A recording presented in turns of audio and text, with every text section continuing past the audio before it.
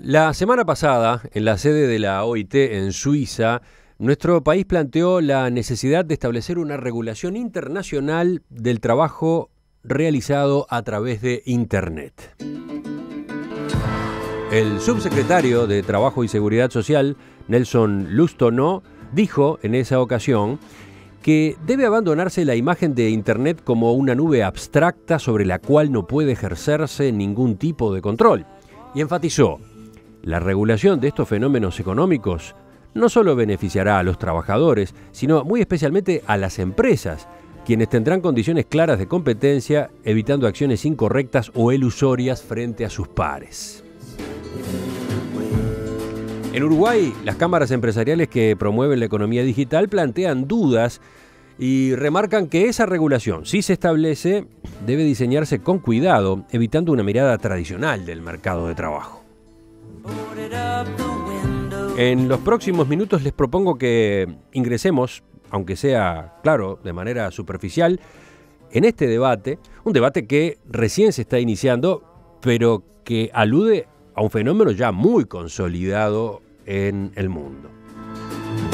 Para eso recibimos al doctor Nelson Lustonó, subsecretario de Trabajo. Buen día. Buenos días. Y a quien es presidente de la Cámara de la Economía Digital del Uruguay, Marcelo Montado. Buenos días, muchas gracias por la invitación. Empecemos justamente hablando con el doctor Lustonó. Primero, algunas preguntas a propósito de lo que ocurrió en estos días. ¿Por qué Uruguay, por qué nuestro país hizo este planteo en la OIT?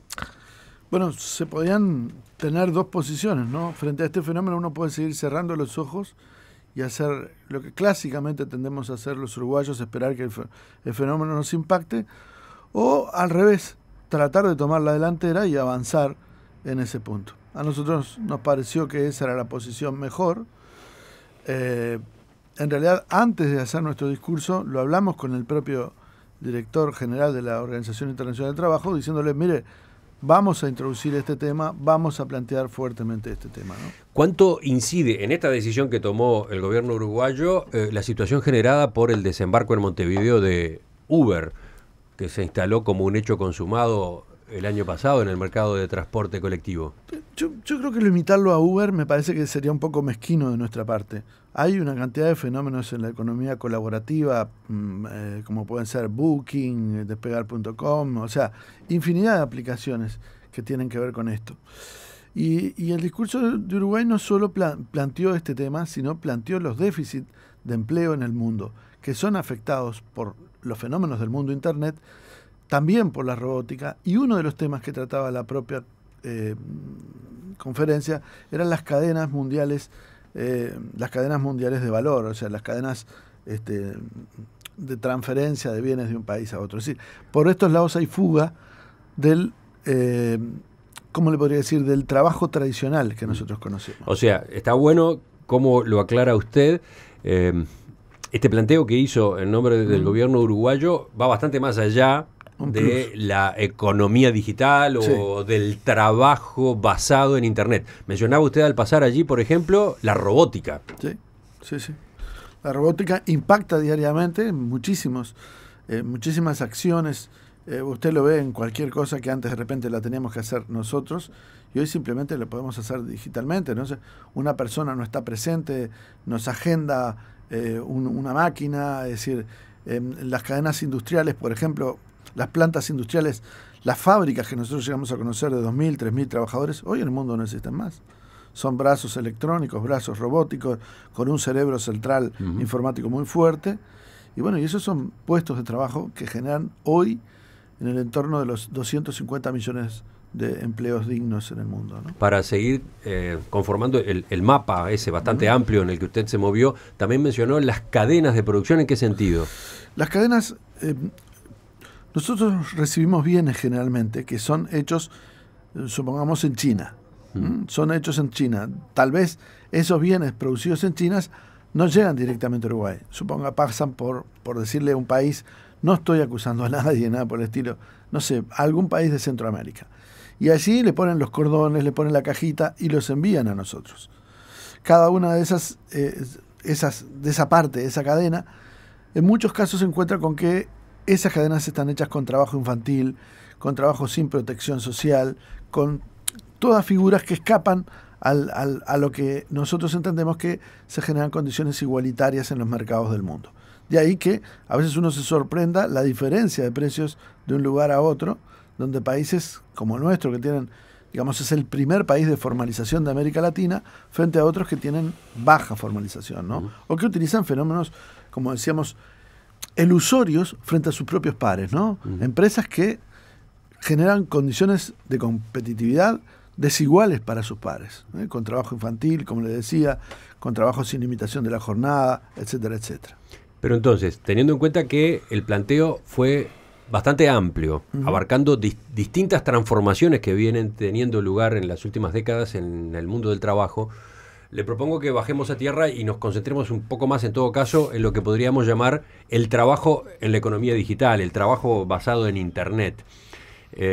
Yo cité recién, cuando le preguntaba el motivo de este planteo, si la llegada de Uber a Uruguay había sido un factor determinante en esta inquietud. Usted decía, no necesariamente, pero está claro que ese es uno de los fenómenos, es uno de los fenómenos, exactamente. No es el único. Sumado en la pluralidad, ese es uno de los fenómenos, pero advierta que lo que planteaba el resto de las otras aplicaciones, como las que mencionamos, y hay muchísimas más para hablar, son ese mundo digital tan fuerte, que no es el mundo del mañana, es el mundo que vivimos hoy. Y es el mundo que hoy a muchas personas las deja sin empleo. Por supuesto, en otros casos genera empleo, pero es un empleo de otras características, de mayor calificación, ¿la? De mayor formación, y generalmente el empleo que se pierde es el de baja calificación y de donde hay mayor densidad concentrada de empleos. Entonces, un ejemplo sería lo que últimamente se llama modelo Uber, que abarca también otras actividades, por ejemplo, Airbnb, etcétera. Pero antes que esto, que tiene pocos años y que algunos denominan economía colaborativa, antes ya se había instalado el teletrabajo, que también es una modalidad nueva de trabajo desarrollado a través de Internet, por ejemplo. Bueno, puede ser por teléfono nada más, pero en particular el teletrabajo se apoya mucho en Internet, ¿no? El teletrabajo hace años, que bueno, el presidente aquí lo podrá decir también, ¿no? El teletrabajo está hace muchos años instalado en Uruguay, y es un fenómeno que en algunos casos también sirve para esa suerte de fuga del mundo de la formalización. En otros casos, a ver, yo quiero entender, esto no es un ataque hacia el mundo digital, ni hacia... Simplemente es pensar que es el nuevo mundo que vamos a vivir y cómo va a afectar este nuevo mundo a nuestras economías, a nuestras sociedades. Es decir, sí, ahí podría venir la pregunta de ¿por qué? ¿Por qué sería necesaria una regulación internacional de este tipo de relaciones laborales o de este trabajo? Bien, si usted mira, esta economía está prevista desde otra lógica, básicamente, ¿no?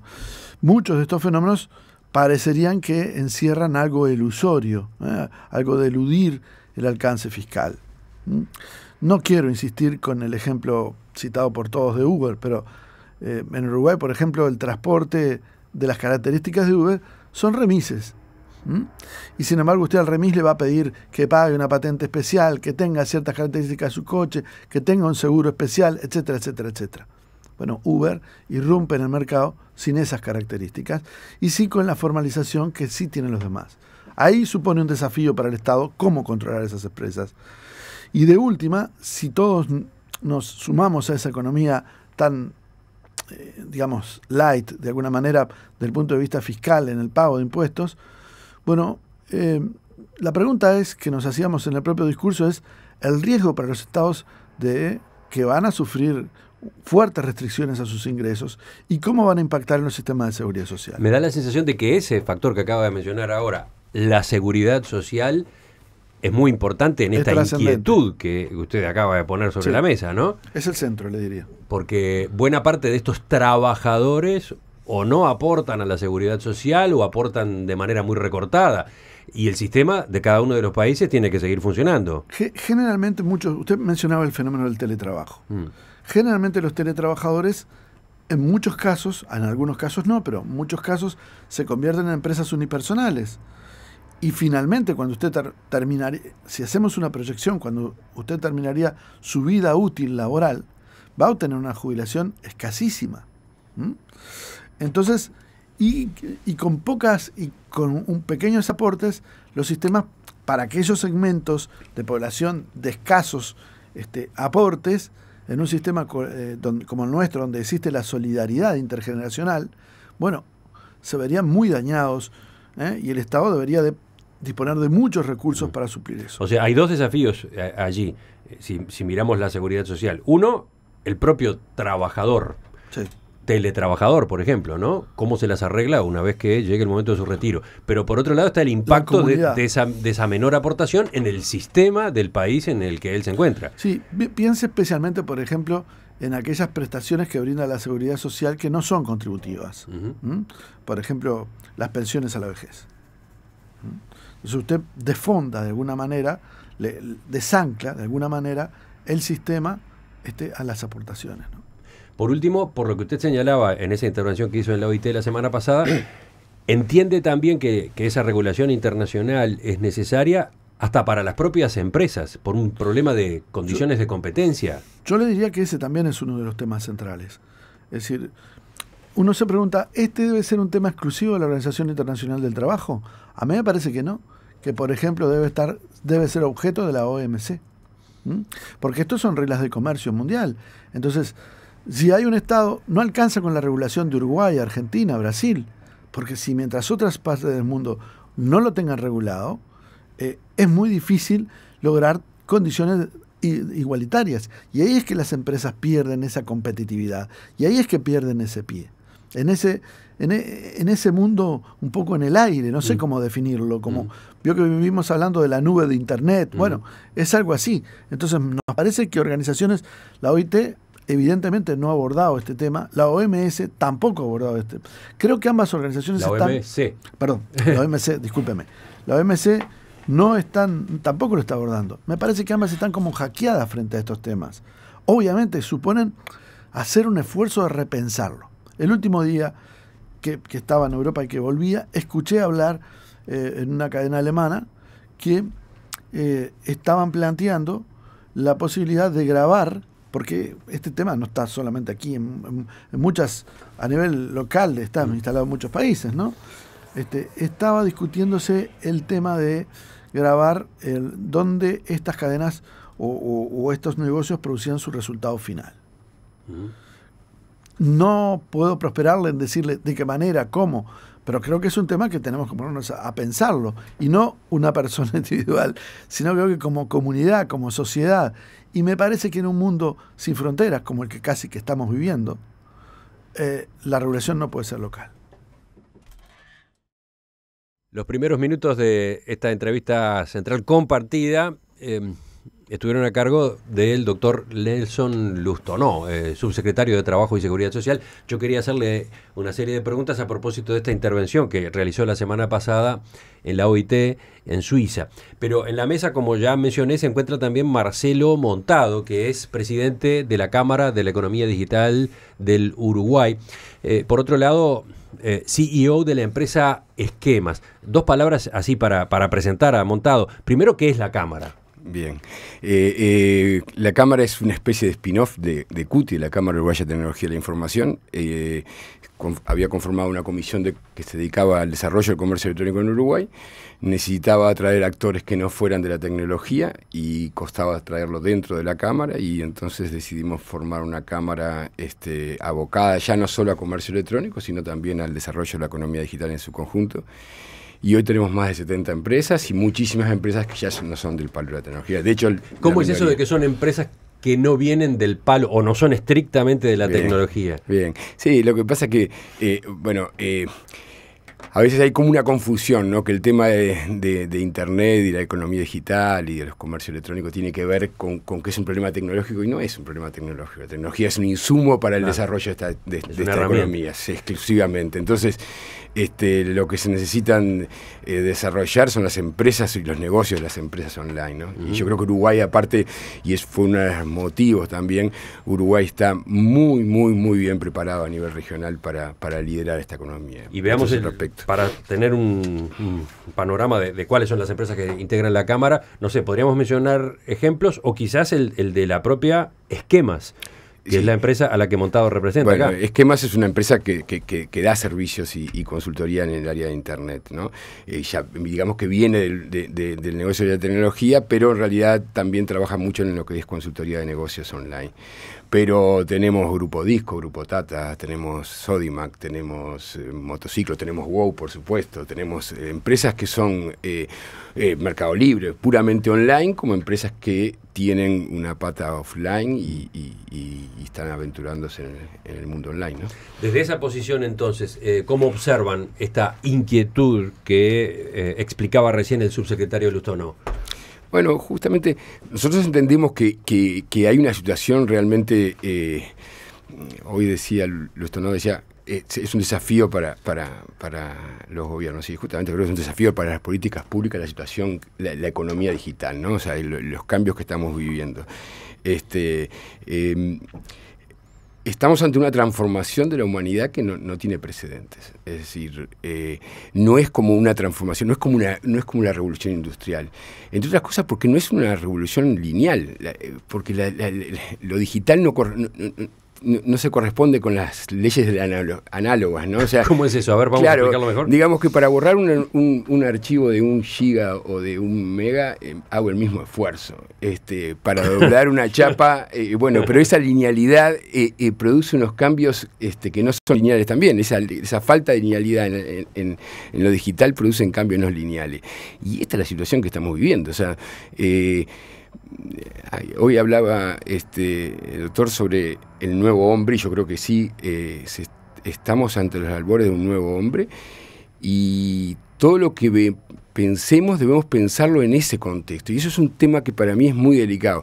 Cuando planteamos regular, tenemos que tener cuidado si estamos comprendiendo hacia dónde vamos, ¿no? O sea, si la regulación caería bien a una persona que trabaja en Buenos Aires de mañana y de tarde trabaja acá, si se atiende con un dentista que viene de Porto Alegre una vez por semana, si su médico de cabecera es pakistaní, si da clases de español a unos rusos, y si alquila un robot para junto con otro vecino del barrio para hacer la limpieza de su casa. Si todo eso funciona, entonces ahí sí estaríamos regulando correctamente, pero lo que estamos por vivir, aún no vimos nada. O sea, realmente lo que está haciendo las transformaciones, no solo las tecnologías de la información, sino particularmente las comunicaciones. Cuando viajemos a Artigas en media hora, y que no estamos hablando de algo que es futurología, ¿no? O sea, Elon Musk está planteándolo con su Hyperloop, ¿no? Entonces, ¿dónde termina esto?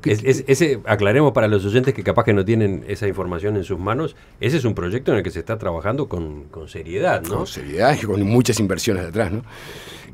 ¿Cómo es el nombre? Elon Musk es el fundador de PayPal, un tipo con una visión, lo consideran el nuevo Steve Jobs, que además también tiene una empresa con viajes a Marte, ¿no? O sea, pero es real, ¿no? O sea, no es un lunático que consigue, ¿no? Y tiene un proyecto que es el Hyperloop, que es viajar en 35 minutos de Los Ángeles a San Francisco, o sea, con una especie de cápsulas en un tubo de vacío. O sea, esto está sucediendo hoy. Hoy hay millones de dólares invirtiéndose en eso. Hoy están muy avanzados los vehículos autónomos, ¿no? Los automóviles autónomos, sin conductor. Exactamente. Todavía no vemos, hoy estamos viendo las quejas del gremio del taxi, todavía no estamos viendo los paros que van a hacer los choferes de Uber cuando se queden sin trabajo, ¿no? O sea, curiosamente, Uber misma está trabajando en la investigación de los vehículos autónomos. Claro. O sea, vehículos que no van a necesitar a esos choferes que hoy son grandes beneficiarios del sistema Uber, porque son personas que hasta ahora no tenían un empleo y logran trabajar 3, 4, 5, 6 horas por día. Hay un futuro Uber sin choferes. Y sin duda, ¿no? Uber es uno de los inversores de estos proyectos y de los que están atrás del tema. Ya están atrás del tema, por supuesto, todas las grandes compañías de automóviles. Y hay varias ciudades ya donde se está aceptando y se está con muchísimas limitaciones, con muchísimo control, con muchísimo monitoreo, pero están funcionando estos autos autocomandados, autodirigidos, ¿no? Lo que usted dice entonces es, no nos apuremos a regular, o si vamos a regular, tratemos de entender cómo es el conjunto y cuáles son las tendencias que están desplegándose. No nos quedemos con la foto de hoy, algo de eso. Ahí me queda siempre una especie de dos posiciones que nunca me queda claro cuál es la que más me atrae.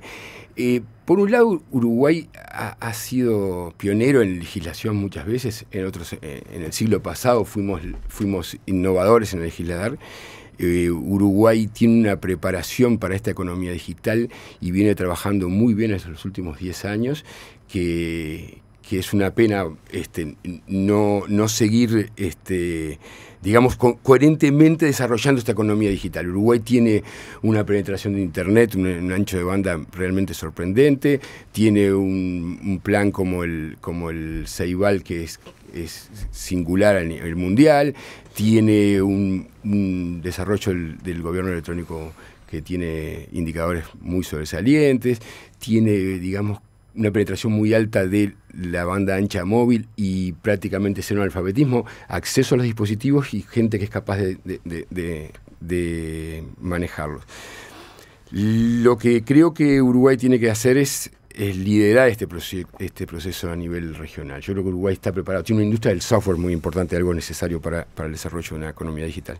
Entonces, ahí viene una duda, dice, bueno, podemos estar ya legislando, pero si legislamos tenemos que ser muy innovadores y tenemos que trabajar mucho este tema con las diferentes fuerzas vivas para que sea realmente una ley que se adelante, como decía hoy el doctor Lustano, hacia lo que se viene. Pero estamos hablando en ese planteo de una legislación uruguaya, o como plantea Lustano y el gobierno de algún modo en la OIT, una regulación que sea internacional. Lo que pasa que justamente acá lo que está sucediendo es que muchas veces la generación de los ingresos, la prestación del servicio se dan en diferentes lugares y se necesita un control, digamos, global en este nuevo mundo en que ya casi, no sé, sin fronteras, ya prácticamente empezamos a tener un pensamiento global. Hoy uno puede encontrar discusiones de hinchas del Real y del Barça en Uruguay. O sea, es una cosa que uno se imaginaría hace 15, 20 años que hubiera fanáticos de uno y de otro. O sea, hoy estamos perdiendo ese concepto de país. Entonces yo creo que sí, sin duda, tiene que ser características internacionales en algunos aspectos, lo que tiene que ver con la regulación del trabajo, de pronto, y con lo que es aporte. Pero hay otros aspectos que deben ser a nivel nacional. Y por otro lado también me pregunto si no deberíamos esperar a los millennials, que deben tener otro enfoque cuando estén en el gobierno, y que seguramente ven este mundo de forma diferente. Y no es un tema de dejar la regulación para que la elaboren los más jóvenes, los que nacieron metidos en este mundo. Los que son los futuros de este mundo, ¿no? Bueno, después de estas dos intervenciones iniciales, la de Lustano y Montado, enseguida, en la segunda parte, vamos a propiciar el diálogo entre ambos. ¿Es necesaria una regulación internacional del trabajo basado en Internet? El gobierno uruguayo entiende que sí. Es más, su planteo, el realizado la semana pasada en una conferencia de la OIT, es más amplio incluso. Se refiere a las transformaciones que ha implicado la robótica o incluso las cadenas de producción. Sobre esta iniciativa estamos conversando esta mañana con quien llevó la propuesta, el doctor Nelson Lustano, subsecretario de Trabajo y Seguridad Social, y también con el presidente de la Cámara de la Economía Digital del Uruguay, Marcelo Montado. Doctor Lustano, ¿cómo observó los llamados de atención que realizaba Montado cuando comentaba este planteo hecho por usted en la OIT? Yo no veo demasiados puntos de diferencia. Creo que el Uruguay tiene una ventaja comparativa en esta materia, pero hay que explotarla. Entonces, lo riesgoso... Porque Montado decía, Uruguay, el sector vinculado a las tecnologías de la información en Uruguay está muy avanzado, en algunos sentidos juega un papel protagónico, por ejemplo, la industria del software. Hemos tenido el programa del Plan Ceibal, que ha funcionado tan bien. Bueno, también deberíamos liderar o podríamos liderar en materia de regulación, pero con mucho cuidado. Yo creo que hay que liderar siempre, ¿no? Yo no creo en los medios vasos. O sea, si uno tiene las condiciones suficientes, es decir, yo ahora he perdido un poco los números estos y no quisiera pasar un papelón frente al presidente de la Cámara Especializada, pero nosotros sabemos que este es un producto dentro del PBI uruguayo muy importante, ¿no? Un producto de exportación muy importante, todo lo que tiene que ver con el software, ¿no? Entonces, y no es lo único. No es lo único. De todo este componente, hay un importante componente de nuestro PBI que viene de todo este tema. Sí, estamos hablando del software, estamos hablando de servicios comercializados a distancia desde acá. Sí. Pensemos, por ejemplo, no sé, en arquitectos que desde Uruguay proyectan edificios o complejos en otros países, pensemos en productores. Yo he sido tutor de tesis a distancia. Usted mismo lo ha sido. Yo he sido tutor de tesis a distancia con teletrabajo, es decir, ahora... Está la telemedicina servicios financieros que, basta explorar un poco el mundo de las zonas francas para ver la cantidad de empresas que están en el espacio. Ahora, la pregunta es, si nosotros tenemos las condiciones de liderar desde el punto de vista productivo, no sé cómo mencionarlo esto, ¿por qué no podemos también tener la capacidad de liderarlo desde el punto de vista normativo? Y creemos que no alcanza solamente con la regulación nacional, sino con que esto es mucho más complejo y debemos impulsarlo, ¿no? Y tenemos alguna experiencia en este tema, en otro tema, pero que nos dio muchos resultados. Mire, en la propia Organización Mundial del Trabajo ustedes me van a decir qué tiene que ver con lo que me va a decir. Nosotros lideramos todo el tema del trabajo doméstico hace unos años atrás. Hoy no hay país que a iniciativa de Uruguay no haya adherido de alguna manera a las propuestas realizadas por nuestro país. Y esto pensamos que podría transitarse un camino similar. ¿Montado? Bueno, efectivamente creo que tenemos muchas coincidencias, pero la preocupación de la Cámara en particular sobre este tema es si estamos comprendiendo lo que está sucediendo correctamente. Yo creo que se necesita generar, yo creo que saludo fuertemente el hecho que se estén poniendo estos temas en la mesa. En gran medida tiene que ver con la llegada de Uber, que fue el último de los factores que generó esa sensación de que el futuro ya está acá, ¿no? Que ya no estamos hablando de las próximas décadas, sino estamos hablando de hoy. Pero, de hecho, nosotros desde la Cámara estamos trabajando para que se conformen en un grupo de discusión dentro del Parlamento, inclusive, para tratar estos temas, y lo cual yo eso lo celebro, de que estemos trabajando en esa línea. Pero ese era uno de mis puntos. ¿Existe en Uruguay algún ámbito o existen ámbitos para discutir este tipo de cuestiones? Hoy no, y justamente nosotros estamos propiciando que así se dé. Acaba de ocurrir, claro, un episodio con el proyecto de ley que envió el Poder Ejecutivo al Parlamento a raíz del caso Uber y que intenta regular ese tipo de actividades. Eso generó un debate, hay en el Parlamento una comisión trabajando y han ido los distintos actores vinculados al asunto a llevar sus opiniones. Pero eso es lo más parecido a esto que estaría necesitando el Uruguay. Bueno, justamente nosotros venimos trabajando, de hecho hemos concurrido a la Comisión de Ciencia y Tecnología de Diputados. Ahora recientemente concurrió a GESIC y saludamos en gran medida las recomendaciones que GESIC también hizo a este proyecto de ley. Es la agencia del gobierno para el gobierno electrónico, ¿no? Y lo que estamos propiciando es justamente, como no existe y creemos que es un tema de interés nacional que debe estar plantado ya en la sociedad, o sea, este tema se tiene que estar hablando y eso es lo que por suerte ahora se empezó a hablar.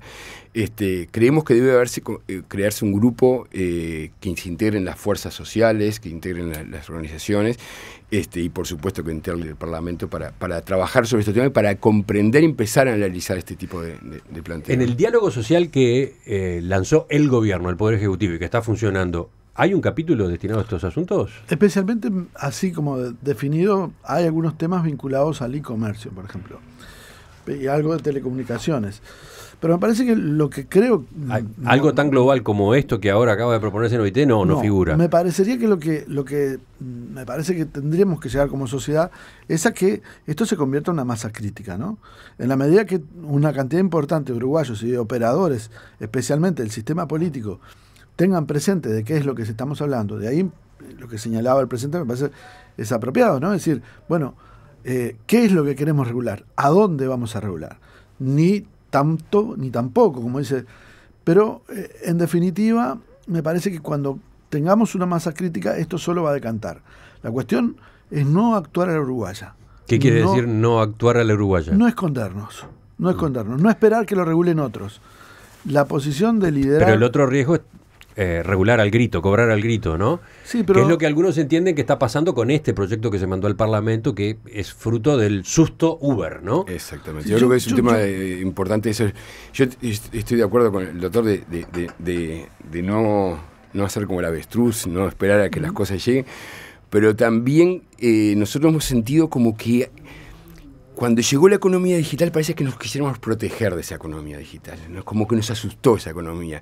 Y yo creo que Uruguay tiene que verlo totalmente diferente. En lugar de sentir que estamos amenazados por esa economía, es cómo hacemos para generar de esto unas oportunidades y liderar esta economía. Yo creo que es un tema muy complejo, es muy difícil de visualizar, pero tenemos que verlo al revés. En algunos aspectos uno siente que estamos preocupados porque viene la economía digital. Y nos preparamos para esto hace 10 años, o sea que ahora llegó. Mientras tanto, en el periodo incierto en que se procese esta discusión, acá adentro y o en organismos internacionales, ¿qué va a pasar con estos sectores en cuanto a las relaciones laborales?